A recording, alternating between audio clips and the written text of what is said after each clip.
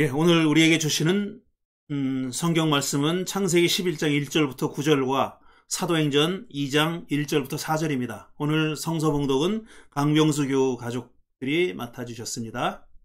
First, everyone spoke the same language, but after some of them moved from the east and settled in Babylonia. They said, "Let's build a city with a tower that reaches to the sky. We will use harder bricks and tar instead of stone and mortar. We'll become famous, and we won't be scattered all over the world." But when the Lord came down to look at the city and the tower, he said, "These people are working together because they all speak the same language. This is just the beginning. Soon they will be able to do anything they want." Come on, let's go down and confuse them by making them speak different languages. Then they won't be able to understand each other, so the people had to stop building the city because their Lord confused their languages and scared them all over the earth. That's how the city Babel got its name. 오순절이 되어서 그들은 모두 한 곳에 모였다. 그때 갑자기 세찬 바람이 부는 듯한 소리가 하늘에서 나더니 그들이 앉아있는 온 집안을 가득 채웠다. 그리고 그들에게 불길이 솟아오르는 것과 같은 혀들이 갈래갈래 갈라지면서 나타나더니 각 사람 위에 내려앉았다. 그들은 모두 성령으로 충만해서 성령이 시키는 대로 각각 다른 방언으로 말하기 시작하였다. 팬데믹이라는 말은 모든이라는 뜻을 가진 팬, 그리고 군중을 뜻하는 데모스에서 온 말입니다. 그러니까 합치면은 모든 군중이라는 뜻이 되겠습니다. 하지만 이 말은 그냥 모든 군중이 아니라 전 세계적으로 유행하는 질병, 어느 한 지역이나 국가에 국한되지 않고 전 세계적으로 유행하는 질병을 뜻하는 말입니다. 우리 고국 대한민국은 지난주 초까지만 해도 며칠 동안 확진자가 제로인 상태였습니다. 그래서 이 코로나가 일단은 잡혀가는 것처럼 보였는데 이태원의 한 클럽에서, 아니 몇 개의 클럽에서 다수의 확진자가 발생하는 바람에 다시 긴장하고 있습니다. 이번 주말이 되니까 또 숫자가 그래도 10명대로 줄어들었다는 반가운 소식이 있습니다. 반면에 이 미국은 참 걱정됩니다. 지난 16일까지, 그러니까 금요일까지, 엊그제까지 확진자가 149만 명, 149만 명, 사망자가 8만 9천 명. 이 캘리포니아에서는 확진자가 7만 5천 명 정도가 되고 또 사망자는 3,100명 정도가 된답니다. 그리고 우리가 살고 있는 LA 카운티에서는 확진자가 3만 6천 명에 사망자가 1,700명 정도가 된다고 합니다. 어마어마한 숫자입니다. 대한민국이 사망자가 한 260명 정도 되죠. 거기에 비하면 이 숫자는 정말 엄청난 숫자입니다. 미국뿐 아니라 유럽에서도 여전히 이 코로나19는 기승을 부리고 있고, 또 남미와 아프리카는 어떤 사람들의 말에 의하면 더 걱정된다고 하죠. 거기는 정말 의료 시설이나 제도가 잘 갖춰져 있지 않고, 그 다음에 통계도 확실치가 않아서 도대체 얼마나 많은 사람들이 앓고 있고 또 얼마나 많은 사람들이 죽어가는지도 정확하지 않다고 할 정도입니다. 이런 걸 보면 명실상부하게 이름 그대로 팬데믹이라는 말이 맞는, 그 정도로 전 세계적인 전염병이 되고 있습니다. 이 코로나19 초기에는 자기 나라 국민들을 보호하기 위해서 다른 나라와는 거리를 두거나 아니면 다른 나라와의 어떤 소통을 봉쇄해야 된다고, 그래서 차단을 단행한 그런 나라들이 있었습니다. 그렇지만 이렇게 거리를 두고 봉쇄하고 차단한 나라들이 코로나19의 확산을 막는 데 실패했습니다. 그래서 지금 새롭게 그런 나라들까지도 이제 인식을 달리하고 바꾸고 있는 그런 형편입니다. 또 대부분의 나라에서는 적극적으로 방역을 하고 사회적인 거리 두기를 실시해서, 그 다음에 치료제가 없긴 하지만 어쨌든 치료를 돕는 최대한의 노력을 기울인 결과 그나마 그런 노력을 열심히 하는 나라들은 피해가 상대적으로 덜한 편입니다. 그런데 스웨덴이라고 하는 나라는 전혀 다른 정책을 썼죠. 이 스웨덴은 백신이나 치료제가 개발될 때까지 그때까지 사회를 폐쇄하는 일은 애시당초 불가능하다. 그건 가능하지 않은 일이다. 이렇게 생각하고 그렇게 판단하고 확진자의 추세를 이렇게 자세히 봐가면서 확진자가 폭증하는 것을 막을 정도로만 사회적인 거리를 두고 물리적인 사회적인 거리를 두는 정책을 썼습니다. 그리고 나서 사회와 경제를 평소처럼 그렇게 운영을 했죠. 그 스웨덴의 생각은 뭐였냐면은 자기 인구의 한 60% 정도가 코로나에 걸리면은 항체가 형성될 것이고 그 항체가 형성된 다음에는 이게 집단 면역이 되기 때문에 병을 이길 수 있다. 이렇게 생각한 겁니다. 또 병을 알아봐야, 근데 문제는 뭐냐면은 병을 알아봐야 항체가 생성되는 확률이 3% 미만에 불과하고 그 다음에 또 항체가 형성됐다고 해서 그게 면역력을 갖는다는 보장도 없다고 그런 발표가 나왔죠. 세계보건기구의 발표가 나왔습니다. 그러니까 스웨덴이 취한 정책, 스웨덴과 몇몇 나라가 취한 정책은 사실상 옳지 않다는 것이 그런 판단이 내려진 겁니다. 자, 이 코로나19의 원인이 뭔지 저는 궁금해서 찾아봤습니다. 코로나 원인이 왜 생겼을까? 코로나19의 원인이 뭘까? 커즈가 뭘까? 보니까 제가 찾아본 모든 자료들에서는 코로나19의 원인은 코로나 바이러스다. 이게 끝이에요. 그러니까 코로나19라는 증상을 만들어내는 것은 코로나 바이러스라는 겁니다. 아니, 그런 말이야 누가 못합니까? 코로나 바이러스가 어디서 왔는지가 궁금한 거죠. 근데 코로나 바이러스가 어디서 왔는지, 왜 생겼는지에 대해서는 아무도 설명하지 못합니다. 그건 모르는 거죠. 그러니까 어디서 왔다고 특정할 수가 없는 겁니다. 코로나 바이러스가 왜 생겼고 어디서 왔는지 특정할 수가 없는 거죠. 사실 코로나 바이러스뿐 아니라 모든 바이러스가 다 마찬가지입니다. 어디서부터 기원이 뭔지, 어디서부터 비롯됐는지는 모른다고 하는 거죠. 그리고 또 암울한 소식은 뭐냐면은 지금 이 코로나 사태가 진정되거나 퇴치된 것처럼 보인다 할지라도 그게 영원히 없어진 건 아니라는 겁니다. 영영 사라지지는 않을 거라는 얘기예요. 그렇다면 우리가 어떻게 해야 되나? 우리가 할 수 있는 일은 뭐고 우리는 어떤 일을 해야 하나 하는 것을 우리가 문제 삼지 않을 수 없습니다. 그게 우리의 사실 숙제죠. 이게 영영 없어지는 게 아니라면은 한번 요번에 퇴치하고 나면은 영영 다시 코로나 바이러스라는 게 이 지구상에서 사라지는 게 아니라면은 우리는 결국 그들과 같이 살아야 되는 거죠. 공존해야 되는 겁니다.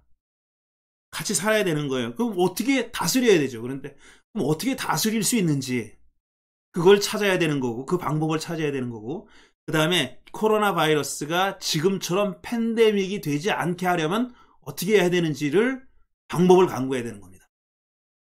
어쩔 수 없이 같이 살아야 된다면은 말하자면 달래고 다스려야 된다 이거죠. 제어하고 널리 퍼지지 않도록 막는 길밖에 없다는 거죠. 우리가 그걸 다 이제 없앨 수는 없다면은 그렇게 하는 수밖에 없다는 겁니다. 한국에서도 큰 그 반향을 일으킨 피로사회라고 하는 책을 저술한 제독 한인 철학자 한병철 교수라는 사람은 이런 말을 했어요.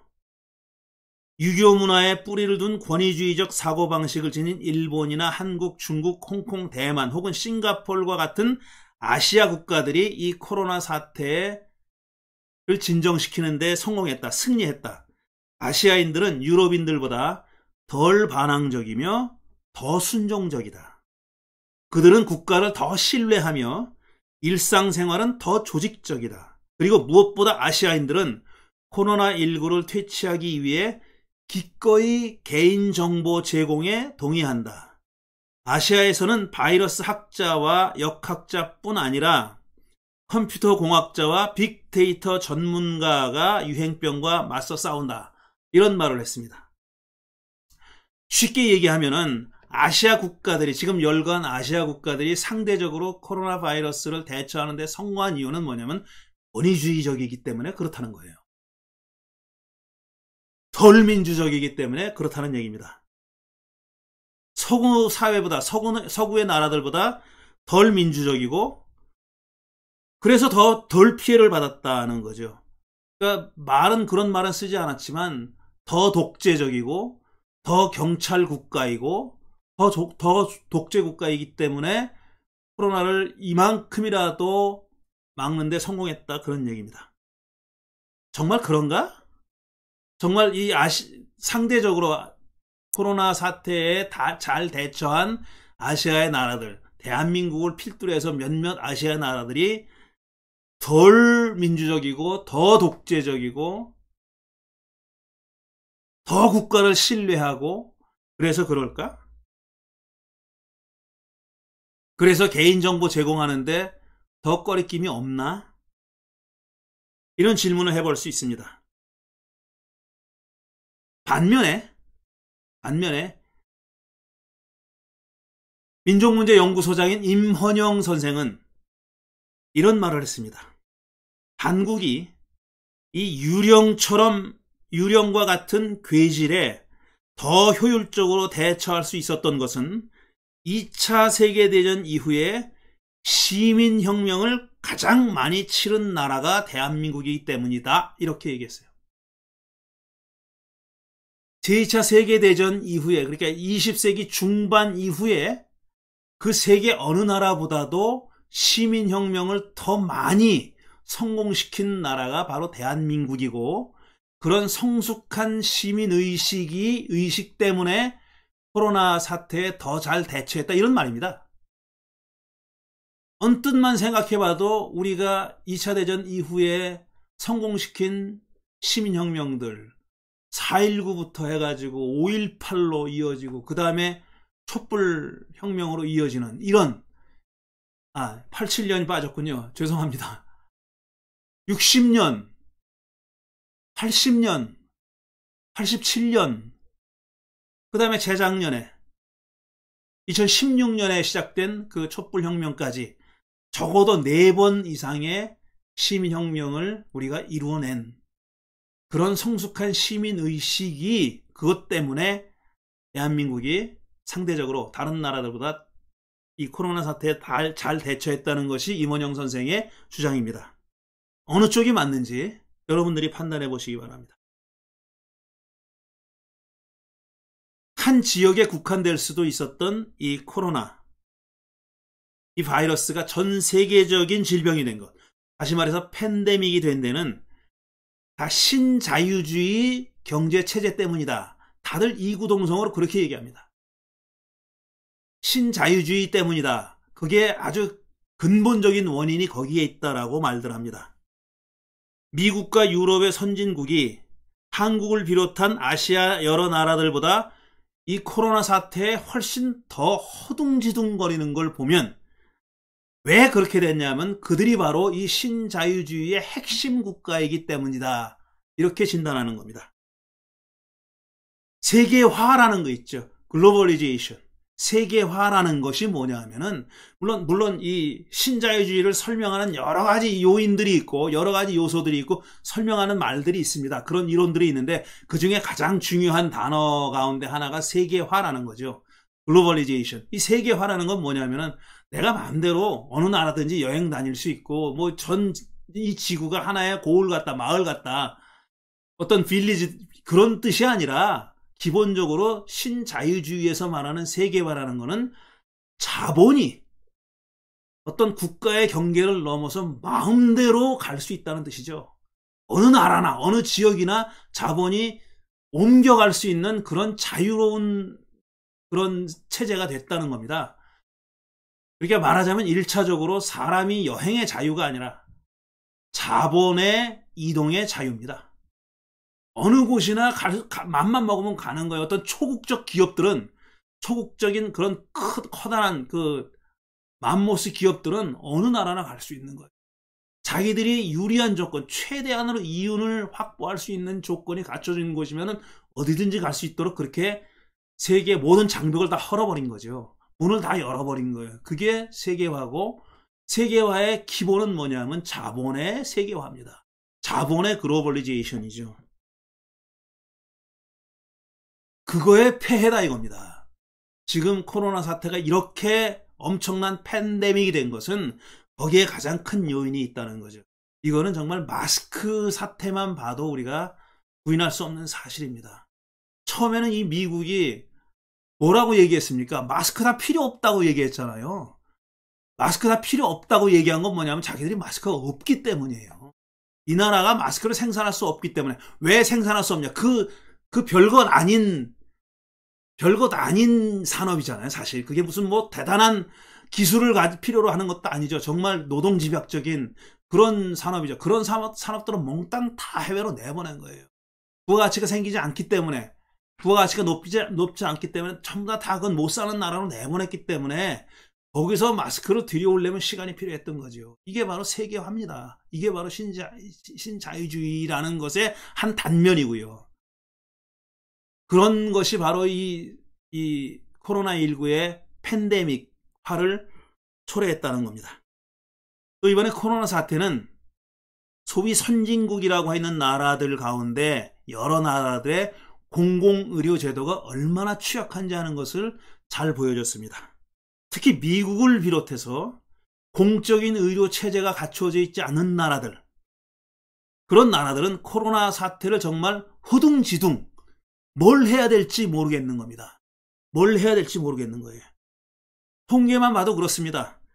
미국의 뉴욕, 시카고, 디트로이트 등 대도시에서는 코로나 확진자의 절반이, 사망자의 70%가 흑인이었습니다. 지금도 진행되고 있는 일이고요. 이게 다 공공의료 제도가 갖춰져 있지 않기 때문에 상대적으로 취약하고 가난한 인종인 흑인들이 가장 큰 피해를 보는 겁니다. 확진자의 50%가, 사망자의 50%도 아니고 사망자의 70%가 흑인이었다는 사실은 정말 시사하는 바가 큽니다. 이런 통계를 보면은 한편으로 놀랍지만 또 사실 놀랍지도 않습니다. 이건 우리가 알고 있는 사실이거든요.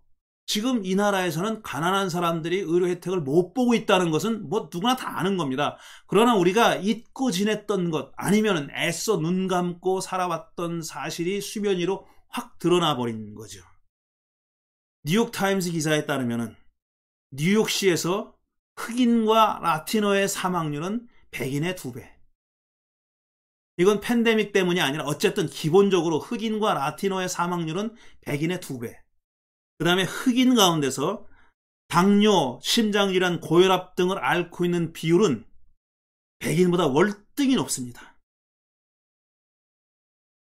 이건 소득의 불평등이 사실 병을 악화시키고 있는 거죠.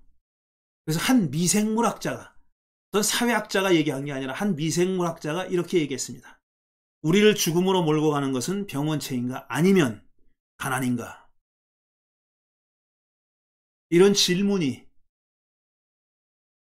병리학자의, 미생물학자의 입에서 나왔습니다.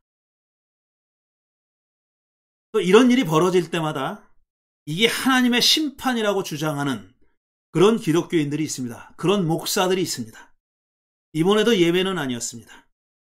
미국의 유명한 극우파 팻 로버트슨이라는 그런 사람이 있죠. 목사라고 부르는 사람입니다.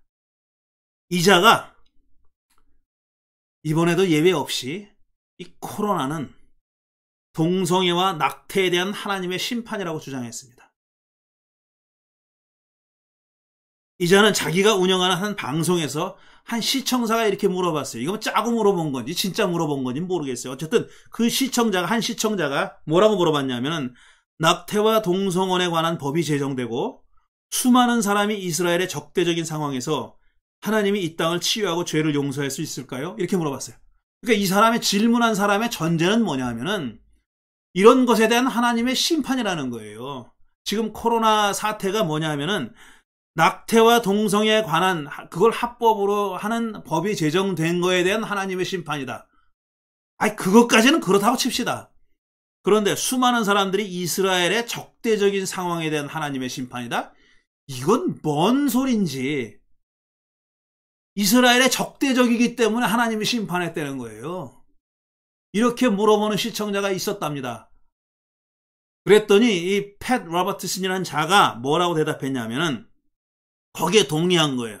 동성혼과 낙태에 대한 하나님의 심판이라는 데 동의하면서 우리가 죄를 회개하지 않으면 하나님의 코로나 바이러스를 치유하지 않을 것이다.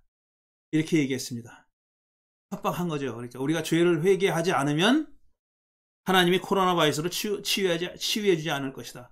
죄의 회개라는 건 우리가 눈물을 흘리면서 회개하는 얘기가 아니에요. 법을 고치라는 얘기예요. 그러니까 낙태와 동성혼을 합법화했던 그 법을 다 바꾸고 옛날로 돌아가야 된다는 그런 얘기입니다. 그렇게 하지 않으면은 하나님이 코로나 바이러스를 치유하지 않을 것이다. 이렇게 주장한 겁니다. 이런 사람들이 이자뿐이 아닙니다. 수많은 사람들이 하나님의 이름으로 이렇게 사람들을 협박하고 있습니다. 예나 지금이나 다름없이 그런 짓을 하고 있어요. 반면에 또 다른 부류의 사람들이 또 있습니다. 미국의 진보적인 흑인 목사 몇 명이 한 12명 정도라고 하네요. 12명이 발표한 성명서를 보면은 이 정말 팻 로버트슨이랑은 전혀 다른 목소리를 내고 있습니다. 이들은 성명서에서 코로나 바이러스로 고통받는 약자에게 더욱 관심을 쏟아달라 이렇게 부탁하면서 트럼프 행정부에다 대고 인종 및 경제 불평등 해소에 적극적으로 나서달라라고 그렇게 요구했다는 겁니다. 이 성명서를 주도한 한 목사는 이런 말을 했어요. 구조적인 인종차별과 정책적인 폭력으로 인해 흑인의 건강이 위협받고 사회 안전망으로부터도 소외되고 있다면서 뭐라고 얘기했냐면 우리는 피부색이 건강에 위협이 되고 사망률이 타고난 유전자가 아니라 우편 번호에 따라 달라지는 나라에 살고 있다. 이렇게 얘기했어요. 질병에 대한 사망률이 유전자가 아니라 그 사람이 어느 지역에 살고 있냐는 우편 번호에 따라 달라지고 있는 그런 세상에 살고 있다. 이렇게 주장했다는 겁니다. 심각한 불평등과 경제적인 불평등과 인종차별이 있는 현실을 이 양반들이 고발한 겁니다. 심지어는 트럼프조차도 흑인들이 코로나 바이러스로 인해 더욱더 큰 고통을 받고 있다는 걸 인정합니다. 하지만 그자는 아무런 조치도 취하지 않고 있습니다. 아무런 조치도 취하지 않고 있어요. 이 12명의 성명서를 발표한 목사들은 그런 트럼프 정부를 비판하고 있는 겁니다. 또 다른 한편 카톨릭의 프란시스 교황은 코로나 사태를 환경 문제와 연결시켰습니다. 그래서 이렇게 말했어요. 우리는 오직 전 지구적인 연대를 통해서 그리고 사회의 가장 연약한 이들을 돌볼 때만 이 위기를 극복할 수 있다. 이렇게 말하고서 지금 교황이 뭐라고 비판했냐면 지금 각 나라들은 대규모의 경기 부양책을 통해서 기존 산업에 대한 위협과 경제 대공황만을 걱정하고 그걸 지연시키려고 할 뿐이지 약자들과 소외된 사람들에 대한 관심은 부족하다. 너무나도 부족하다. 이렇게 비판했습니다. 그러면서 교황님은 이 지구는 우리가 살고 있는 지구는 자원을 무한정 착취할 수 있는 곳이 아니다. 절대로 그런 것이 아니다. 라고 언급하면서 이탈리아의 한 속담을 인용했는데 그 속담은 이런 겁니다. 하나님은 언제나 용서하시고 사람은 가끔 용서한다.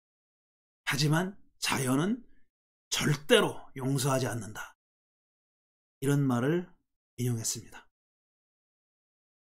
이게 지금 코로나 사태를 바라보고 있는 세 가지 서로 다른 부류의 사람들을 대표해서 제가 예를 들어서 말씀드렸습니다.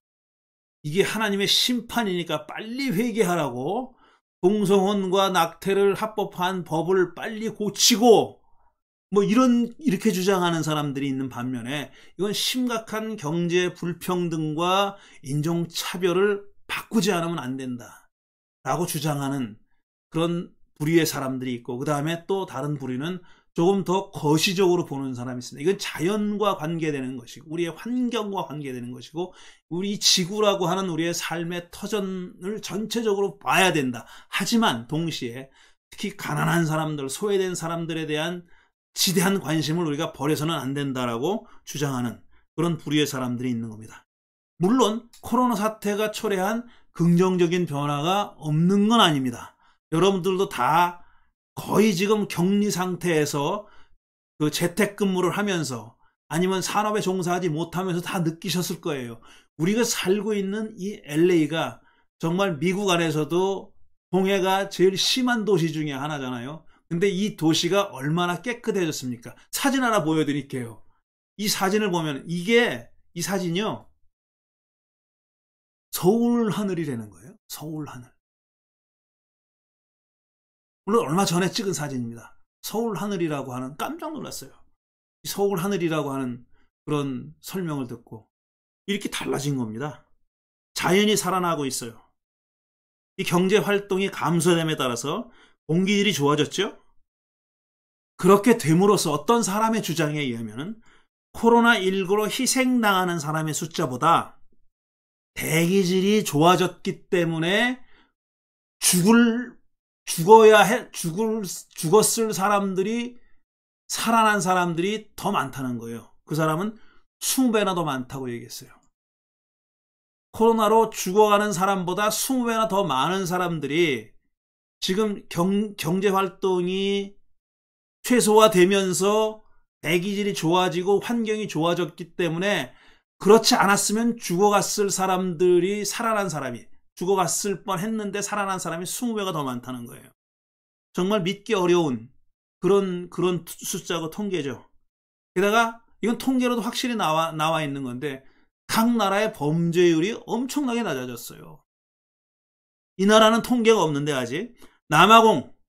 남아프리카 공화국은요, 1년 전보다, 그러니까 코로나 사태, 지금 이 사태보다 1년 전, 2019년에 같은 기간보다 범죄 숫자가 엄청 줄어들었습니다. 강간의 경우 1년 전에는 한 달에 700건, 근데 지금은 한 달에 100건 정도, 7분의 1로 줄어들었어요. 강력범죄는요, 무려 강도가 2600건이었는데 456건으로 줄었다 그래요. 그 다음에 살인은 300건이 넘었는데 100건이 안 됩니다. 지금 그렇게 줄어들었다 그래요. 아르헨티나의 경우는요 더 심합니다. 강력 범죄가 무려 90%가 감소했다 그래요. 10% 감소해서 90%가 된 게 아니라 90% 감소해서 10분의 1로 줄어들었답니다. 엘살바도르의 경우 살인율이 작년에는 하루 평균 600건. 이거 엄청나죠. 엘살바도르가 얼마나 큰 나라인지 모르겠지만 자관 600건, 인구가 얼마나 많은지 모르겠지만 하루 평균 600건이었는데 지금은 2건, 겨우 2건으로 줄어들었대요. 이런 효과가 있습니다. 이거 범죄율이 이렇게 줄어들었고, 또 그 다음에 세계 방방곡곡에서 일어났던 국지전이 지금 당분간 휴전 상태에 있는 그런 곳이 많습니다. 무려 5년간, 지난 5년간 10만 명이 사망했고 300만 명의 난민을 발생시켰던 예멘의 내전도 휴전 상태에 들어갔고요. 그 다음에 시리아도 마찬가지고, 그 다음에 리비아도 마찬가지고, 그 다음에 이스라엘과 팔레스타인도 결국은 지금 협동을 해서 방역을 취하고 있다고 합니다. 아프가니스탄도 마찬가지죠. 이런 것들은 다 긍정적인 효과들입니다. 저는 이런 긍정적인 효과들을 보면서 어떤 생각을 했냐면은, 그동안 우리가 절대로 이건 할 수 없어, 이건 불가능한 일이야, 21세기를 사는 우리들은 거기 익숙해져 있기 때문에 절대로 이건 우리 생활 태도를 바꿀 수가 없어, 우리 삶의 자세를, 살아가는 모습을 바꿀 수가 없어, 이건 꿈 같은 얘기야, 절대로 바꾸지 못해라고 생각했던 것들을 이게 할 수도 있는 일이었구나, 이런 생각을 했습니다. 이게 불가능한 일이 아니다. 해야 된다면 할 수도 있는 일이다.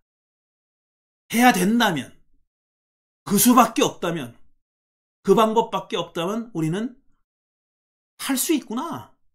우리도 할 수 있구나 하는 그런 생각을 했습니다. 감염병 확산을 불지른 요인, 많은 사람들이 여러 가지 요인을 제기하고 있지만, 여러 가지 요인들을 제시하고 있지만 크게 보면 4가지입니다. 첫째로 아까 말씀드린 대로 세계화의 확대. 이건 여행하는 사람들의 숫자가 엄청나게 늘어났을 뿐 아니라 자본이 자유롭게 활보하고 다니는 그런 사실이고요. 세계화가 확대됨에 따라서 이게 팬데믹이 된 거고, 그 다음에 도시화. 도시화율이요, 지금 55%라고 그래요. 전 세계 인구의 55%가 도시에 살고 있습니다. 그런데 앞으로 한 20년 후에는 무려 70%가 될 거라고 그래요. 도시에 사는 인구가 전 세계 인구의 70%. 도시라는 곳의 면적이 얼마나 한정되어 있습니까? 그런데 거기에 전 인구의 70%가 모여 사는 거예요. 그러니 팬데믹이 될 수밖에 없는 거죠. 그 다음에 3번째로 자연 파괴. 자연이 파괴되고 사람이 사는 공간이 점점 늘어났죠. 그러니까 자연과 사람을 대비시켜서 얘기하자면 자연이 살아가는 공간이 점점 줄어들고 있는 겁니다. 사람들이 사는 공간이 점점 늘어나면서 자연들의 소유였던 곳이, 자연이 자기들이 살아가고 있던 자기들의 영역이었던 곳이 점점 줄어들고 있어요. 이자들은 자연은 막지도 못해요. 그거를 사람들이 침범에 들어온 걸 막지도 못하지 않습니까? 그러니까 자연 세계 안에 있던 그런 질병들이 사람들에게 오는 건 당연한 겁니다. 자연 안에 있던 질병들이 사람에게 오는 거죠. 그 다음에 마지막으로 기후변화. 점점 더워지고 있죠. 그러니까 더위에 기승을 부렸던 질병들이 점점 더 사람들을 위협하고 있는 겁니다. 이건 뭐 말하나 마나입니다. 이렇게 되니까 이 코로나19 사태가 우리의 삶을 지금 바꿔놨어요. 한마디로 얘기해서 대면이 줄어들었잖아요. 이제. 지금 우리도 이렇게 예배를 온라인으로 보고 있는 거. 대면이 줄어들고 그 다음에 온라인이 늘어났고요. 모든 것이 다 이제 비대면이 늘어난 겁니다. 재택근무를 하게 됐고 비대면으로 소통하는 방법들이 계속 개발되겠죠. 그러니까 앞으로는 대면이 기본으로 깔려있던 그런 일들, 그런 산업들은 점점 더 쇠퇴할 겁니다. 그 다음에 비대면을 주로 하는, 비대면이 기본인 그런 산업들이 점점 늘어날 테고, 물론 당분간은 대면과 비대면, 옛 질서와 새 질서가 서로 갈등을 할 겁니다. 하지만 결과는 우리가 눈에 불을 보듯이 뻔합니다. 누가 이기게 될지는 뻔하죠. 물론 비대면으로 할 수 없는 것들이 있습니다. 그런 것들은 살아남겠죠. 살아남겨야죠. 또 살려놔야죠. 하지만 그렇지 않은 것들은 점점 더 대면하지 않는 쪽으로 그렇게 갈 겁니다.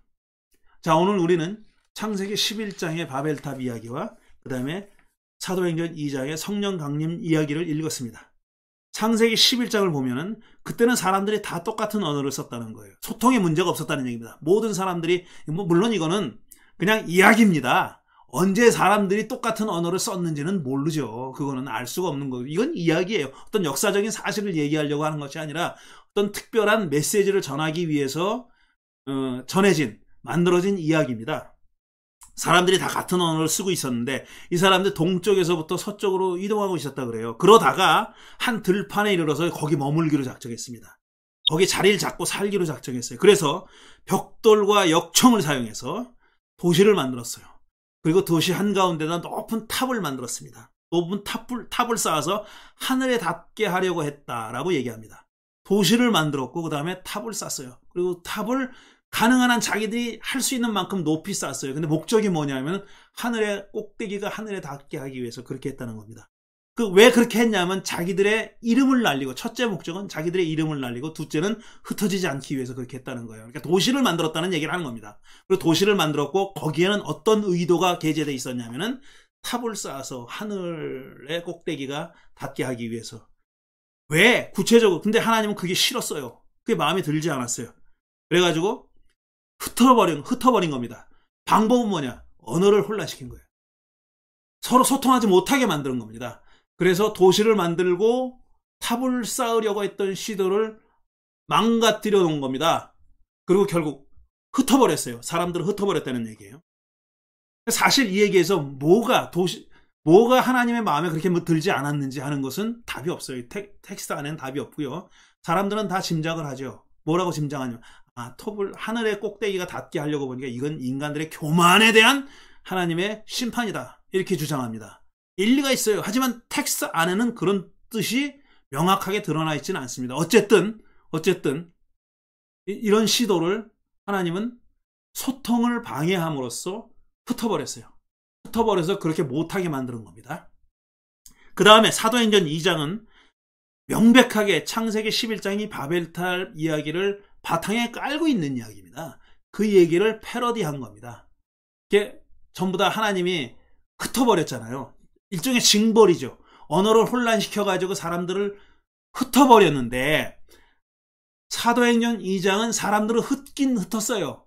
제자들을 흩어버리긴 했어요. 제자들이 다 자기들이 그 숨어있던 거기서 뛰쳐나가가지고 각자 사람들의 나라 말로 거기 유월절을 맞이해서 유월절을 지내려고 예루살렘에 모여들었던 수많은 언어를 사용했던 다양한 사람들에게 그들 각자의 말로 알아들을 수 있게 복음을 전하기 시작했다 그랬잖아요. 흩어버리긴 흩어버렸는데 소통은 반대입니다. 바벨탑과 반대예요. 바벨탑은 소통을 방해하기 위해서 흩어버렸지만 이 사도행전 2장은 소통을 하게 하기 위해서 흩어버린 거예요. 물론 사도행전은 지금부터 2000년 전의 얘기고 그 다음에 바벨탑 이야기는 적어도 3000년 전 얘기입니다.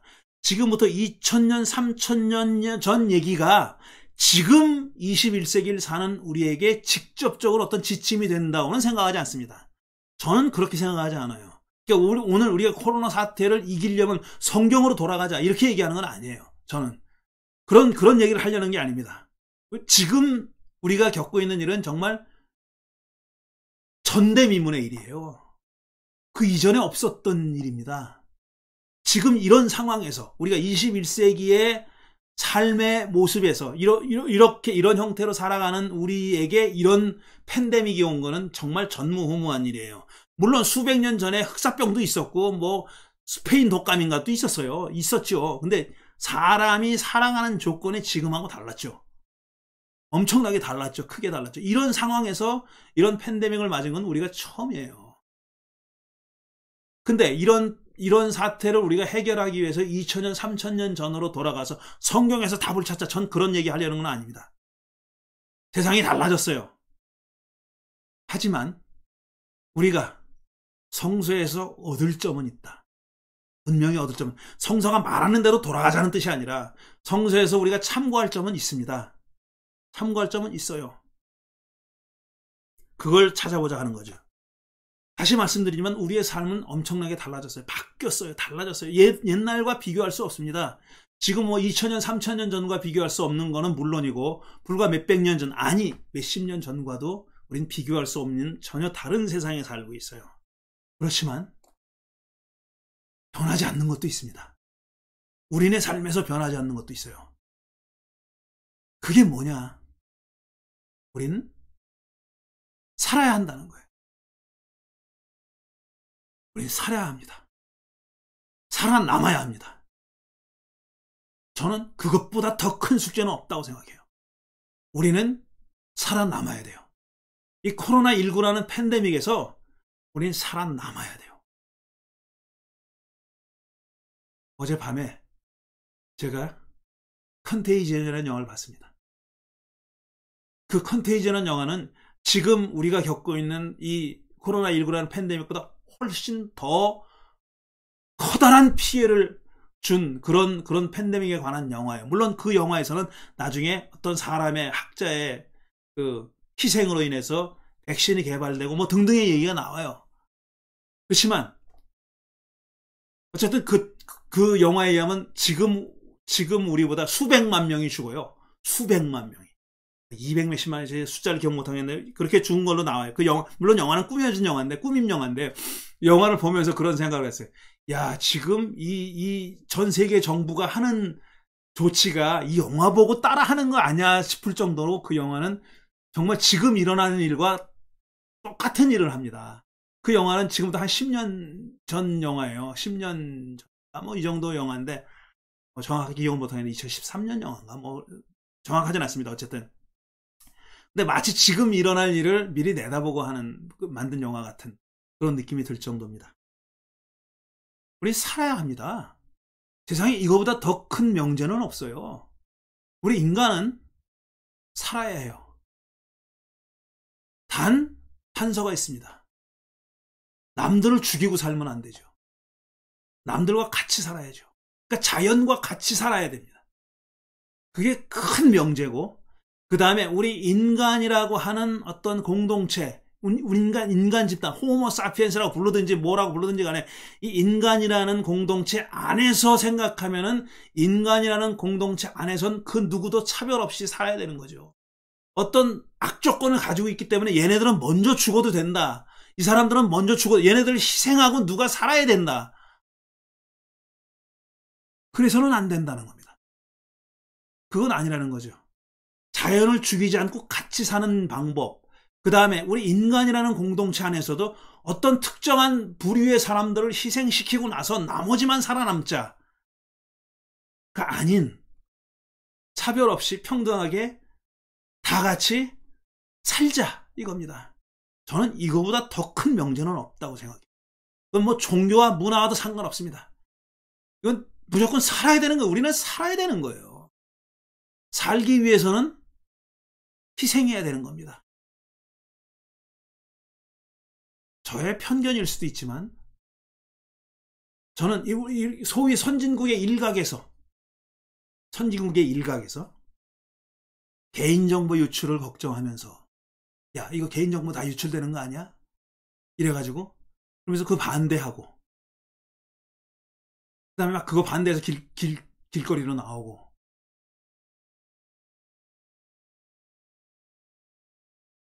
저는 그 어떤 명제보다 살아야 한다, 살아남아야 된다는 명제보다 더 큰 건 없다고 생각합니다.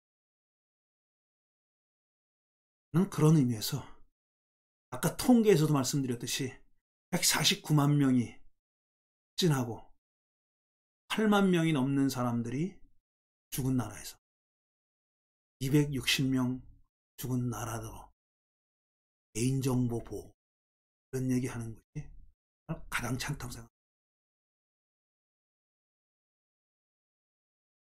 트럼프를 비롯해서 이 나라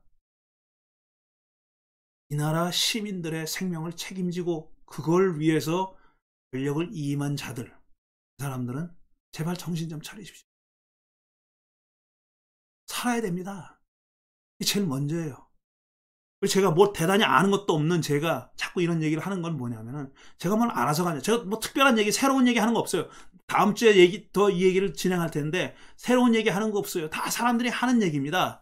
근데 문제는 뭐냐면 그 얘기가 더 퍼져나가야 되는 거예요. 그리고 우리가 서로 입 가진 사람들이 한마디씩 하면은 그게 집단지성으로 돼서 나타납니다. 중의가 모아지고 뜻이 합쳐지고 그 다음에 한 목소리가 나오는 거예요. 개구리 울음소리가 있잖아요. 요즘 논두렁에 가면 개구리가 있는지 모르겠지만 개구리가 초저녁에는 각자 소리를 낸답니다. 막 각자 소리를 내. 밤이 깊어갈수록 합창이 된다 그래요. 이구동성으로 똑같은 소리를 낸다고 합니다. 이런 거예요. 우리가 처음에는 생각이 다르고 서로 갈등하고 다른 의견 다툼이 있고 이럴지라도 자꾸 얘기하고 토론하다 보면은 결국은 모아지는 곳이 있습니다. 그게 집단지성이고 우리가 그런 목소리를 내야 됩니다. 저뿐 아니라 여러분도 다 한마디씩 해야 돼요. 한마디 어떤 식으로든지 막 그냥 벽에다 대고라도 한마디씩 해야 됩니다. 그래서 우리가 살아남아야 돼요. 그보다 큰 일은 없습니다. 그보다 더 중요한 일은 없어요. 무조건 살아남아야 됩니다. 무조건 사람들이 덜 죽게 만들어야 되는 거예요. 덜 죽게. 그렇게 하자고요. 그런 뜻에서 지금 이 귀한 주일 예배 설교 시간을 이렇게 사용하는 겁니다. 다음 주에 얘기를 계속 해보겠습니다. 여러분들도 제발 한 주 동안에 많은 생각을 하고 또 공부도 하시고 우리가 온라인 있잖아요. 이거 하나만 있으면 됩니다. 온라인으로 여러 가지 공부를 하면서 여러분의 목소리를 막 내시기 바랍니다. 그리고 여러분이 참여하고 있는 어떤 그 소셜 미디어든지 여러분이 그냥 마구 외쳐주시기 바랍니다. 다음 주에 계속하겠습니다.